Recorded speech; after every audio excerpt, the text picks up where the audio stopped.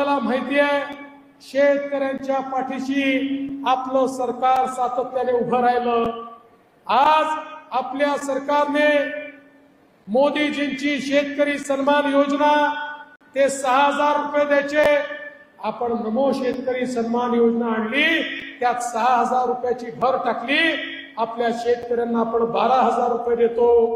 पण निवडणुकीनंतर आपलं सरकार आलं, 12000 नाही 15000 रुपये शेतकऱ्यांना देण्याचा निर्णय आपण घेतलाय।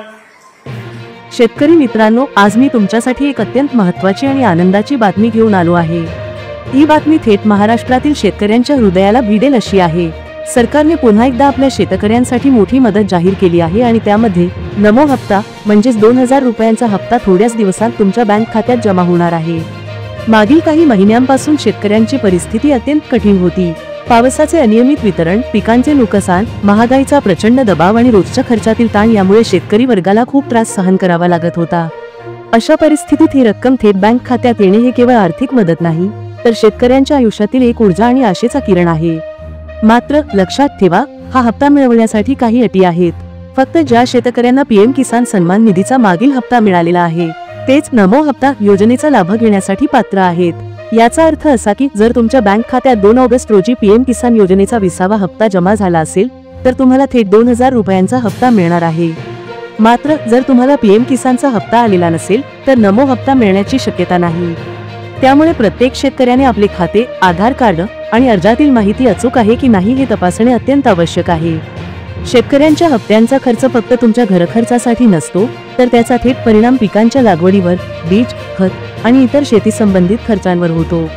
म्हणूनच सरकारने ही मदत तातडीने सोडण्याचे आदेश दिले आहेत। यावेळी Maharashtra bank, state bank of India, post office अशा सर्व ठिकाणी पात्र शेतकऱ्यांच्या खात्यात हप्ता थेट जमा केला जाणार आहे। ज्या शेतकऱ्यांना आधीच पीएम किसान योजनेचा हप्ता मिळालेला असेल त्यांना सर्वात आधी लाभ मिळणार आहे। आणखी एक महत्त्वाची गोष्ट म्हणजे काही शेतकऱ्यांना हा हप्ता मिळणार नाही। यामागे काही कारणे आहेत। काही शेतकऱ्यांकडे शेतकरी ओळखपत्र नाही, काहींना जमीन नाही, काहींचे रहिवासी प्रमाणपत्र बाहेरच्या राज्याचे आहे, तर काही सरकारी नोकरी करत असल्यामुळे पात्र नाहीत। अशा सर्व शेतकऱ्यांना हा हप्ता मिळणार नाही आणि याची माहिती सरकारने स्पष्टपणे जाहीर केली आहे। त्यामुळे शेतकऱ्यांनी आपल्या पात्रतेची माहिती नीट तपासणे आवश्यक आहे, अन्यथा ही मदत त्यांच्या खात्यात जमा होणार नाही। म्हणूनच मी शेतकरी मित्रांनो, तुमच्याकडे ज्या बँकेचे खाते आहे ते आधार कार्डाशी लिंक केलेले आहे का? पीएम किसानचा मागील हप्ता तुम्हाला मिळाला आहे का? ही सर्व माहिती तपासणे अत्यंत महत्त्वाचे आहे। जर काही त्रुटी आढळल्या तर लवकरात लवकर त्या दुरुस्त करा। तसेच सरकारने ही यादी तयार केली आहे की कोणत्या शेतकऱ्यांना हप्ता मिळणार नाही आणि ही माहिती प्रत्येक शेतकऱ्यापर्यंत पोहोचली पाहिजे। आज तुमच्या खात्यात हा हप्ता जमा होईल तर तुम्हाला फक्त आर्थिक मदत नाही तर मनाच्या आनंदाचा अनुभव देखील मिळेल। 2000 रुपये कदाचित थोडी रक्कम वाटेल, पण हे प्रत्येक शेतकऱ्याच्या दैनंदिन आयुष्यात एक मोठा आधार आहे। या पैशांचा उपयोग तुम्ही पिकांच्या लागवडीसाठी, बीज खरेदीसाठी, खतांसाठी किंवा कुटुंबाच्या गरजांसाठी करू शकता। त्यामुळे हा हप्ता फक्त आर्थिक मदत नाही तर तुमच्या मेहनतीचा थोडासा मोबदला देखील आहे। या योजनेअंतर्गत पहिल्या टप्प्यात महाराष्ट्रातील 20 जिल्ह्यांमध्ये हप्ते थेट जमा केले जाणार आहेत।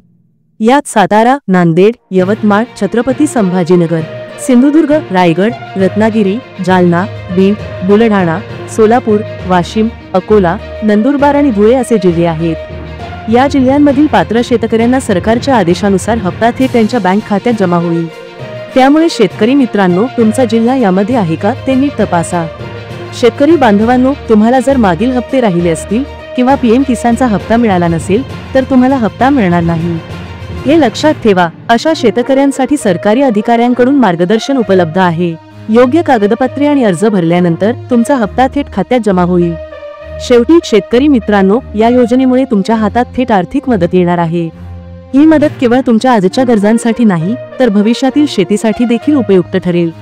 त्यामुळे प्रत्येक शेतकऱ्याने आपली पात्रता नीट तपासावी, बँक खाते आधार कार्डाशी जोडावे आणि आवश्यक कागदपत्रे अद्ययावत ठेवावीत। शेतकरी मित्रांनो, मी तुम्हाला एक महत्त्वाचा सल्ला देतो। या चॅनलवर तुम्ही फक्त शेती संबंधी माहितीच नाही तर तुमच्या आर्थिक आणि जीवनशैलीशी संबंधित प्रत्येक महत्त्वाची अपडेट्स मिळवू शकता। त्यामुळे हा चॅनल सबस्क्राइब करा, बेल आयकॉन दाबा, जेणेकरून पुढील महत्त्वाच्या अपडेट्स तुम्हाला थेट मिळतील। मित्रांनो, जेव्हा तुम्ही सबस्क्राइब करता तेव्हा तुम्ही स्वतःला आणि आपल्या शेतकरी मित्रांना योग्य मार्गदर्शन मिळवून देत आहात।